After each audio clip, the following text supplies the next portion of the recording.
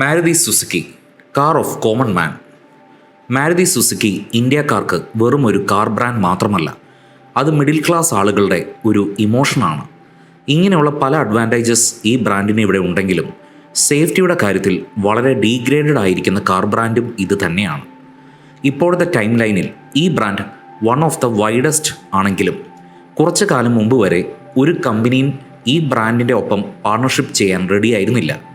പക്ഷേ അപ്പോഴും ചോദ്യം വരുന്നത്, ഇങ്ങനെയുള്ള സേഫ്റ്റി ഇഷ്യൂസ് എല്ലാം ഉണ്ടായിട്ടും എന്തുകൊണ്ടാണ് ഇപ്പോഴും ഈ ബ്രാൻഡ് സെയിൽസിൻ്റെ കാര്യത്തിൽ ഇന്ത്യയിൽ ടോപ്പ് മോസ്റ്റ് ആയി തന്നെ നിൽക്കുന്നത് എന്നാണ്. അതേപോലെ എങ്ങനെയാണ് ഈ കാർ ബ്രാൻഡ് സഞ്ജയ് ഗാന്ധിയുടെ ഡ്രീം പ്രൊജക്റ്റായത്? കൂടാതെ ഒരു സമയത്ത് ഷട്ട് ഡൗൺ ആയിട്ടും എങ്ങനെയാണ് ഈ ബ്രാൻഡ് കംബാക്ക് നടത്തിയത്? സോ ഈ കാര്യങ്ങളൊക്കെയാണ് നമ്മളിന്ന് എക്സ്പ്ലോർ ചെയ്യാൻ പോകുന്നത്. Welcome back. മാരുതി സുസുക്കിയുടെ കഥ തുടങ്ങുന്നത് സ്വാതന്ത്ര്യം കിട്ടിക്കഴിഞ്ഞ് 23 വർഷങ്ങൾക്ക് ശേഷമാണ്. അതായത് 1970 മുതൽ. ജനറലായി എടുത്താൽ ആ സമയം രാജ്യത്ത് വളരെയധികം പ്രശ്നങ്ങളുണ്ടായിരുന്നു. എസ്പെഷ്യലി ഫിനാൻഷ്യൽ ബേസിസിൽ പലർക്കും കഴിക്കാനും കിടക്കാനുമുള്ള സംവിധാനം പോലും ഉണ്ടായിരുന്നില്ല. 1965 നടന്ന ഇൻഡോ പാക് യുദ്ധം, അതേപോലെ 1967 ഇൻഡോ ചൈന വാർ കാരണമുണ്ടായ ഡിസ്ട്രക്ഷൻസിൽ നിന്ന് റിക്കവർ ആവുന്ന സ്റ്റേജിലായിരുന്നു നമ്മുടെ രാജ്യം. ഇന്ത്യയുടെ എക്കണോമി ഡൗൺ ആവാനും ഒപ്പം സാധനങ്ങളുടെ വില കൂടാനും തുടങ്ങി. നമ്മുടെ രാജ്യം ഈ പ്രശ്നങ്ങളിൽ നിന്ന് ഓവർകം ആവാൻ നോക്കുന്ന സമയത്ത് മറ്റു പല രാജ്യങ്ങളും ഇൻഡസ്ട്രിയൽ റവല്യൂഷനിലൂടെ കടന്നു പോവുകയായിരുന്നു. ആ പീരീഡിലാണ് കാർ മാനുഫാക്ചറിങ് സെക്ടർ ബൂം ആവാൻ തുടങ്ങിയത്. പക്ഷേ നമ്മുടെ രാജ്യത്ത് കോമണായി ഉണ്ടായിരുന്ന ഫിനാൻഷ്യൽ ഇഷ്യൂസ് കാരണം മറ്റു രാജ്യങ്ങളിലുള്ള പോലെ ലക്ഷറി ബ്രാൻഡ്സ് ഒന്നും ആളുകൾക്ക് അഫോർഡബിൾ ആയിരിക്കില്ല എന്ന് മനസ്സിലാക്കിയ അന്നത്തെ പ്രൈം മിനിസ്റ്റർ ഇന്ദിരാഗാന്ധി ഇവിടെ വളരെ അഫോർഡബിളായ കാർ ബ്രാൻഡ് ബിൽഡ് ചെയ്യാൻ തീരുമാനിച്ചു. അങ്ങനെ അതിനു വേണ്ടിയുള്ള ആദ്യത്തെ സ്റ്റെപ്പ് എടുക്കാൻ November 16, 1970 Maruti tech support private limited എന്നു പേരുള്ള ഒരു ടെക് സപ്പോർട്ട് കമ്പനി സ്ഥാപിച്ചു. കാറിൻ്റെ മാനുഫാക്ചറിങ് അതേപോലെ അസംബിളിങ്ങിൽ സപ്പോർട്ട് ആൻഡ് അസിസ്റ്റ് ചെയ്യാനുള്ള റോളായിരുന്നു ഈ കമ്പനിക്ക്. അങ്ങനെ 1971 prime minister people's car project എന്ന മിഷനെ യാഥാർത്ഥ്യമാക്കാൻ മാരുതി ടെക് സപ്പോർട്ട് പ്രൈവറ്റ് ലിമിറ്റഡിനെ തിരഞ്ഞെടുത്തു. അതിനുശേഷം 1971 കമ്പനി ആക്ട് ത്രൂ ഈ കമ്പനിയെ അക്വയർ ചെയ്ത് മാരുതി ലിമിറ്റഡ് എന്ന് റീനെയിം ചെയ്തു. അതിൻ്റെ മാനേജിംഗ് ഡയറക്ടർ അന്ന് 25 വയസ്സുണ്ടായിരുന്ന സഞ്ജയ് ഗാന്ധിയായിരുന്നു. അദ്ദേഹത്തിന് വണ്ടിയും അതിൻ്റെ മെക്കാനിസംസും ഭയങ്കര ഇൻട്രസ്റ്റ് ഉണ്ടായിരുന്നു. ആ ഒരു പാഷൻ കാരണം 3 വർഷത്തോളം അദ്ദേഹം ഇംഗ്ലണ്ടിലുള്ള റോൾസ് റോയ്സിൽ നിന്ന് ട്രെയിനിങ് പീരീഡും കംപ്ലീറ്റ് ചെയ്തിരുന്നു. ആ എക്സ്പീരിയൻസും പാഷനും ഒപ്പം ഇന്ദിരാഗാന്ധിയുടെ തീരുമാനവുമാണ് സഞ്ജയ് ഗാന്ധിയെ MD പൊസിഷനിലേക്ക് എത്തിച്ചത്. എന്നാൽ അദ്ദേഹം ഇൻചാർജ് എടുത്ത് ചെയ്ത കാർ ഡിസൈൻ പ്രൊപ്പോസൽസ്, പ്രോട്ടോടൈപ്സ് അതൊന്നും വിജയിച്ചില്ല. അതുകൊണ്ട് തന്നെ ഫുള്ളായൊരു കംപ്ലീറ്റ് കാർ പ്രോജക്റ്റും അദ്ദേഹത്തിന് ചെയ്യാൻ സാധിച്ചില്ല. അങ്ങനെ ഇരിക്കുമ്പോഴാണ് സഞ്ജയ് ഗാന്ധി ഇൻ്റർനാഷണൽ ബ്രാൻഡ്സിൻ്റെ കൂടെയുള്ള കൊളാബറേഷനെ പറ്റി ചിന്തിച്ചത്. അത് സക്സസ് ആയാൽ മാരുതിക്ക് ഇൻ്റർനാഷണൽ ടെക്നോളജി അഡ്വാൻസ്മെൻറ്റിൻ്റെ ഗുണം അവയിൽ ചെയ്യാൻ പറ്റും എന്നായിരുന്നു അദ്ദേഹത്തിൻ്റെ പ്ലാൻ. അതിനുവേണ്ടി അദ്ദേഹം ചൂസ് ചെയ്ത് അപ്പോഴത്തെ വേൾഡ് ഫേമസ് കാർ ബീറ്റിൽ മാനുഫാക്ചർ ചെയ്ത ഫോക്സ് വാഗൺ ആയിരുന്നു. പക്ഷേ ആ പ്ലാനും അദ്ദേഹത്തിന് ഇംപ്ലിമെൻറ്റ് ചെയ്യാൻ സാധിച്ചില്ല. കാരണം ആ സമയത്താണ് ബംഗ്ലാദേശിൻ്റെ സ്വാതന്ത്ര്യത്തിന് വേണ്ടി ഇന്ത്യ പാകിസ്ഥാൻ യുദ്ധം നടന്നത്.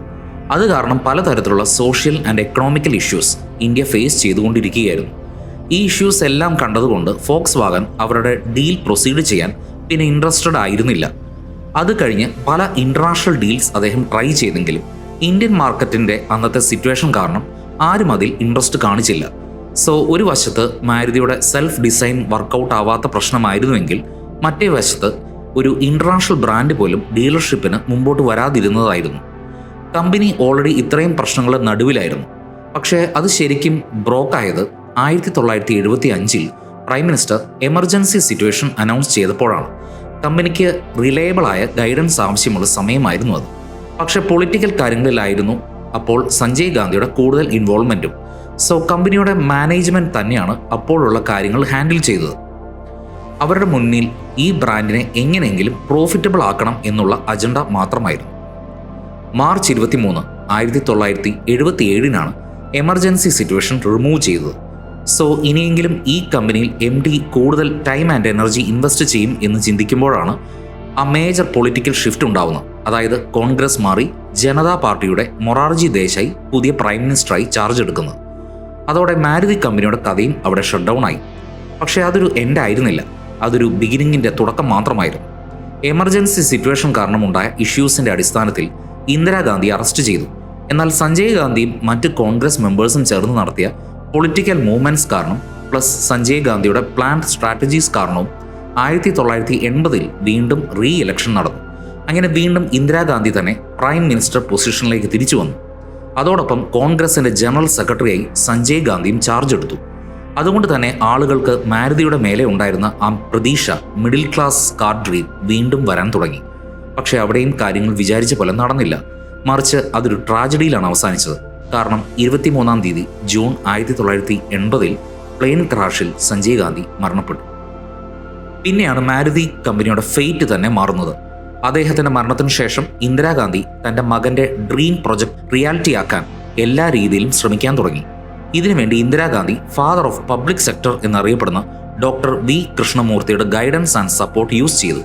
അങ്ങനെ മാരുതി കമ്പനിയെ മാരുതി ഉദ്യോഗ് ലിമിറ്റഡ് എന്ന പേരിൽ വീണ്ടും സ്റ്റാർട്ട് ചെയ്തു. അങ്ങനെ ഒക്ടോബർ 2-ാം തീയതി 1982 സുസുക്കി എന്നൊരു ജാപ്പനീസ് കമ്പനി മാരുതിയുടെ കൂടെ ജോയിന്റ് വെഞ്ചർ സൈൻ ചെയ്തു.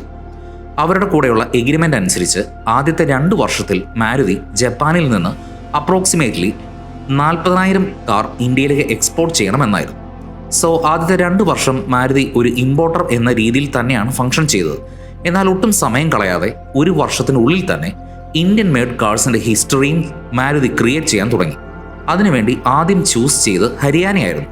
അവരുടെ ഗുർഗാവനിലാണ് ആദ്യത്തെ ഫാക്ടറി തുടങ്ങിയത്. ഈ ഫാക്ടറിയിൽ തന്നെയായിരുന്നു മാരുതിയുടെ ഏറ്റവും first and popular car Maruti 800 manufacture ചെയ്തത്. ഡിസംബർ 14, 1983 മാരുതി 800 ഇന്ത്യയിൽ ലോഞ്ചായത്. ഹർപൽ സിംഗ് ആൻഡ് ഗുൽഷൻ ബീർ കൗർ എന്ന കപ്പിളായിരുന്നു ഈ കാർ ഹിസ്റ്ററിയുടെ ആദ്യത്തെ ഒഫീഷ്യൽ കസ്റ്റമർ. മാരുതി എന്ന് പറയുന്നത് ഒരു കാർ മാത്രമല്ല, അതൊരു ഇമോഷൻ കൂടിയാണ് എന്ന് പറയുന്നതിന് പിന്നിലുള്ള കാരണം ഈ സമയത്താണ് പ്രൂവ് ആയത്. കാർ എന്നത് ഒരു സ്വപ്നം മാത്രമായി കണ്ട പലർക്കും മാരുതിയാണ് എന്ന് ഉത്തരം കൊടുത്തത്. അതുകൊണ്ട് തന്നെയാണ് ഈ ബ്രാൻഡിനെ അന്നും ഇന്നും പീപ്പിൾസ് കാർ എന്ന് പറയുന്നത്. ആ കാലത്തുണ്ടായിരുന്ന അംബാസിഡർ, അതേപോലെ കോണ്ടസ കാർ എല്ലാം പൊളിറ്റീഷ്യൻസ്, ലീഡേഴ്സിൻ്റെ എല്ലാം ഐഡൻറ്റിറ്റി ആയിരുന്നു. അതേസമയം പണമുള്ളവർ വിദേശത്ത് നിന്ന് വണ്ടി ഇമ്പോർട്ട് ചെയ്യുമായിരുന്നു. മറ്റു ജനങ്ങൾക്കുള്ള ഓപ്ഷൻസ് എന്ന് പറയുന്നത് ബജാജ്, ബുള്ളറ്റ്, രജ്പുത് പോലെയുള്ള 2 വീലേഴ്സ് ആയിരുന്നു. ആ സ്പേസിലേക്കാണ് അഫോർഡബിൾ പ്രൈസ് ഉള്ള മാരുതി 800 എൻ്റർ ആവുന്നത്. 1983 മുതൽ 2014 വരെ എടുത്താൽ അപ്രോക്സിമേറ്റ്ലി 2.87 മില്യൺ യൂണിറ്റ്സിനേക്കാളും കൂടുതൽ കാർ സെല്ലായിട്ടുണ്ട്. മാരുതി പല വണ്ടികളും ജനങ്ങളുടെ ആവശ്യങ്ങൾക്കനുസരിച്ച് മാനുഫാക്ചർ ചെയ്തിട്ടുണ്ട്. ഫോർ എക്സാമ്പിൾ 1984 ഓംനി, അതേപോലെ 85 ജിപ്സിയും ലോഞ്ച് ചെയ്തു. ഈ 3 വണ്ടികളാണ് മാരുതി എന്ന ബ്രാൻഡ് ഇമേജിനെ പോപ്പുലർ ആൻഡ് ട്രസ്റ്റബിൾ ആക്കിയതും ഇന്ത്യൻ കാർ മാർക്കറ്റിൽ കിങ് ആവാൻ കാരണമായതും. ഇങ്ങനെയുള്ള ഗ്രോത്ത് കണ്ട ശേഷം ജാപ്പനീസ് കമ്പനിയായ സുസുക്കി അവരുടെ ഷെയർ 26% നിന്നും 40% മാറ്റി. അങ്ങനെ ഹൈ ഇൻവെസ്റ്റ്മെൻറ്റ് കമ്പനിയിലേക്ക് വരാൻ തുടങ്ങിയപ്പോൾ ഇനിയും കൂടുതൽ ഹൈ ലെവൽ കാർ പ്രൊഡക്ഷൻ അവർ ചെയ്യാൻ തുടങ്ങി. അത് അവസാനം വിദേശത്തേക്ക് എക്സ്പോർട്ട് ചെയ്യുന്ന പ്രോസസ്സ് വരെ എത്തി. അടുത്ത സ്റ്റെപ്പായി 1991 ലിബറേഷൻ നടക്കുന്ന സമയത്ത് അതിൻ്റെ അഡ്വാൻറ്റേജ് യൂസ് ചെയ്ത് സുസുക്കി വീണ്ടും മാരുതിയിൽ ഇൻവെസ്റ്റ് ചെയ്തു. 40% എന്ന ഷെയർ 50%. ബട്ട് ലിബറലൈസേഷനും ഷെയറും തമ്മിൽ എന്താണ് connection? As per law, liberalisation വരുന്നതിൻ്റെ മുമ്പ് ഒരു ഇന്ത്യൻ കമ്പനിയും ഫോറിൻ കമ്പനിയും ജോയിൻറ്റ് വെഞ്ചർ എന്ന ഡീലർഷിപ്പിൽ വന്നാൽ അവരുടെ ഫോറിൻ കമ്പനിയുടെ share upper limit 40%. So liberalisation വന്നതോടെ ഈ ലിമിറ്റേഷനാണ് ബ്രേക്ക് ആയത്. അതിൻ്റെ റിസൾട്ടായാണ് സുസുക്കി ഷെയർ കൂട്ടിയതും മാരുതിയുടെ 50-50 എന്ന ഈക്വൽ പാർട്ണറായതും. ഈ പാർട്ണർഷിപ്പിൻ്റെ സ്റ്റേജിലേക്ക് എത്തിയപ്പോഴാണ് കമ്പനിയുടെ പേര് മാരുതിയിൽ നിന്ന് മാരുതി സുസുക്കി എന്നായത്. അതിനുശേഷം മാരുതി സുസുക്കി ലോഞ്ച് ചെയ്ത എല്ലാ കാർ മോഡൽസും ഇന്ത്യയിലും പുറത്തും ഒരുപോലെ തന്നെ പോപ്പുലർ ആവാൻ തുടങ്ങി. ഈ കമ്പനിയുടെ അടുത്ത ഹിറ്റ് 1999 ലോഞ്ച് ചെയ്ത വാഗണാർ ആയിരുന്നു. അതുവരെ ലോഞ്ച് ചെയ്ത എല്ലാ മോഡൽസ് ആൻഡ് സ്പെസിഫിക്കേഷൻസിൽ നിന്നും ഡിഫറൻ്റ് ആയ പ്രൊജക്റ്റായിരുന്നു വാഗണാർ. ഈ മോഡൽ മാരുതി 800ൻ്റെ സെയിൽസ് റെക്കോർഡ് പോലും ബ്രേക്ക് ചെയ്തു. അതിനുശേഷം 2000 ലോഞ്ച് ചെയ്ത ആൾട്ടോ ആയിരുന്നു ലൈം ലൈറ്റിൽ. സ്റ്റാറ്റിസ്റ്റിക്സ് അനുസരിച്ച് ആൾട്ടോ ആണ് മാരുതി സുസുക്കിയുടെ ഹയസ്റ്റ് സെല്ലിംഗ് കാർ. കസ്റ്റമേഴ്സിൻ്റെ ട്രസ്റ്റ് ഈ കമ്പനിയിൽ സ്റ്റേബിൾ ആയിരിക്കാൻ 2000-ൽ ഈ കമ്പനി അവരുടേതായ customer care call centre open ചെയ്തു. അവരുടെ അടുത്ത ബിഗ് പ്രൊജക്റ്റായിരുന്നു സ്മോൾ കാർ എന്ന ഐഡിയയെ തന്നെ ട്രാൻസ്ഫോം ചെയ്ത വണ്ടി. 2005-ൽ ലോഞ്ച് ചെയ്ത മാരുതി സ്വിഫ്റ്റ്. കസ്റ്റമേഴ്സിൻ്റെ ആവശ്യങ്ങളനുസരിച്ച് ഇന്നോവേറ്റീവ് ഐഡിയാസ് യൂസ് ചെയ്ത് 2012-നുള്ളിൽ 1 കോടി കാർസ് സെൽ ചെയ്യുന്ന മൈൽ സ്റ്റോൺ മാരുതി അച്ചീവ് ചെയ്തു. ഒരു ഭാഗത്ത് മാരുതി അവരുടെ പ്രോഫിറ്റ്സ് ഗ്രോ ചെയ്തുകൊണ്ടിരിക്കുമ്പോൾ മറ്റേ ഭാഗത്ത് സുസുക്കി ഈ കമ്പനിയിലുള്ള ഷെയർസ് കൂട്ടിക്കൊണ്ടേയിരുന്നു. ലേറ്റസ്റ്റ് അപ്ഡേറ്റ് അനുസരിച്ച് സുസുക്കിക്ക് ഈ കമ്പനിയിൽ അറൗണ്ട് 58% ഷെയർസ് ഉണ്ട്. ഇന്ത്യൻ ഗവൺമെൻറ്റിന് ഇപ്പോൾ ഇതിൽ ഒരു റോളുമില്ല. 2003 മുതൽ തന്നെ അവർ അവരുടെ ഷെയർസ് ഇതിൽ നിന്ന് വിഡ്രോ ചെയ്യാൻ തുടങ്ങി. അവസാനം 2007-ൽ മാരുതി സുസുക്കി എന്ന ഈ കമ്പനിയിൽ നിന്ന് എല്ലാ ബിസിനസ് ടൈസും ഗവൺമെൻറ് ബ്രേക്ക് ചെയ്തു. അതായത് ഇന്ന് ഈ കമ്പനിയുടെ അറൗണ്ട് 58% ഷെയർസ് സുസുക്കിയുടെ അടുത്തും ബാക്കിയുള്ളത് മ്യൂച്വൽ ഫണ്ട്സ് അതേപോലെ ചില ഫിനാൻഷ്യൽ ഇൻസ്റ്റിറ്റ്യൂഷൻസിൻ്റെ അടുത്തുമാണ്. ഗവൺമെൻറ് ഈ പ്രൊജക്റ്റിൽ നിന്ന് എക്സിറ്റ് ആയിട്ടും ഈ കമ്പനി അതിൻ്റെ കോർ വാല്യൂസ് ഒരിക്കലും മറന്നിട്ടില്ല.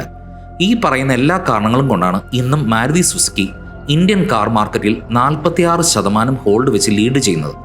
പക്ഷേ ഒരു സൈഡിൽ ഇത് പീപ്പിൾസ് കാർ എന്ന ലേബൽ അച്ചീവ് ചെയ്തെങ്കിലും മറ്റേ സൈഡിൽ NCAP ക്രാഷ് ടെസ്റ്റിൽ ലോ സേഫ്റ്റിയാണ് സ്കോർ ചെയ്തിരിക്കുന്നത്. സോ ഇനി വരുന്ന ചോദ്യം, ഇത്രയും അൺസേഫ് ആയ റിസൾട്ട് കാണിച്ചിട്ടും എന്തുകൊണ്ടാണ് ഈ ബ്രാൻഡ് ഇപ്പോഴും സെയിൽസിൻ്റെ കാര്യത്തിൽ ടോപ്പായിരിക്കുന്നത് എന്നാണ്. ഇതിനൊന്നല്ല, പല റീസൺസുമുണ്ട്. അതിലേറ്റവും ഇമ്പോർട്ടൻ്റ് ആയ കാരണം അതിൻ്റെ അഫോർഡബിൾ പ്രൈസാണ്. ആ ഒരു ഫാക്ടർ തന്നെയാണ് ഈ ബ്രാൻഡിൻ്റെ ഗ്രോത്ത് സീക്രട്ടും. കാരണം പലരും അഫോർഡബിലിറ്റിയുടെ മുന്നിൽ സേഫ്റ്റിയെ മാറ്റി നിർത്തുന്നവരാണ്. അതിൻ്റെ പിന്നിൽ അവരുടേതായ പേഴ്സണൽ റീസൺസ് ഉണ്ടാവാം.